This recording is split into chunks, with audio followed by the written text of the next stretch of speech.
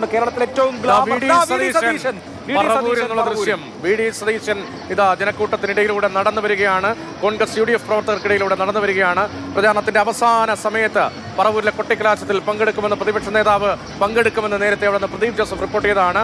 പറവൂരിൽ VD. സതീശനെയും ആവേശ കാഴ്ചകൾക്കൊപ്പം നമ്മൾ കാണുന്നു. മറുഭാഗത്ത് നമ്മൾ കെ ശൈലജയെ കാണുന്നു. നടുവിലെ സ്ക്രീനിൽ നമ്മൾ ആർ ശ്രീലേഖയെ കാണുന്നു. അങ്ങനെ എല്ലായിടത്തും പ്രധാന നേതാക്കളെല്ലാം കളത്തിലുണ്ട്.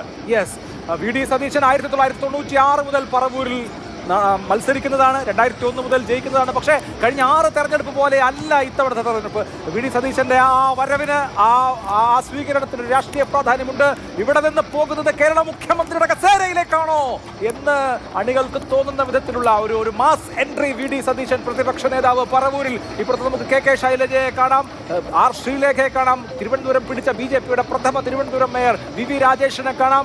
ഇങ്ങനെ കേരളത്തിന്റെ ബഹുസ്വര കേരളത്തിന്റെ ചിത്രങ്ങൾ നമുക്ക് സ്ക്രീനിൽ ഓരോന്നായി അടയാളപ്പെടുത്താം. ഇതാ K Shailaja, M V Govindan master K ശൈലജയ്ക്കൊപ്പം പേരാവൂരിലെ തെരഞ്ഞെടുപ്പ് കൊട്ടിക്കലാശത്തിൽ CPM സംസ്ഥാന സെക്രട്ടറി നേരിട്ട് പങ്കെടുക്കുകയാണ്. എം വി ഗോവിന്ദനും നേരിട്ട് പങ്കെടുക്കുന്നു. അത്രമേൽ വലിയ രാഷ്ട്രീയ പ്രാധാന്യവും രാഷ്ട്രീയ പോരാട്ടവുമാണ് KPC പ്രസിഡന്റ് മത്സരിക്കുന്ന സണ്ണി ജോസഫിന്റെ സിറ്റിംഗ് മണ്ഡലത്തിൽ. പ്രസ്റ്റീജ് ഫൈറ്റ് ആണ്. അതുകൊണ്ട് തന്നെ M V Govindan master, K Shailaja, KV Zakir Hussain, B Sivadasan, ഒരു വലിയ നേതൃനിര ആകെ തന്നെ അവിടെ ഉണ്ട്. എം വി ഗോവിന്ദൻ മാസ്റ്ററും കെ ശൈലജയും പേരാവൂരിൽ പ്രചാരണ സമാപനത്തിന് ഒരുമിച്ച് പങ്കെടുക്കുന്നതിന്റെ ദൃശ്യങ്ങളാണ് പ്രേക്ഷകർ കണ്ടുകൊണ്ടിരിക്കുന്നത്. ടെലിവിഷൻ ചാനലുകൾ അവരുടെ ബൈറ്റ് എടുക്കുന്നത് കാണാൻ ഏറ്റവും പ്രസ്റ്റീജ് ഫൈറ്റ് ആണ്. അതുകൊണ്ട് തന്നെ പേരാവൂരിലെ മത്സരം രാഷ്ട്രീയ കേരളം മുഴുവൻ കാത്തിരിക്കുന്ന മത്സരമാണ്.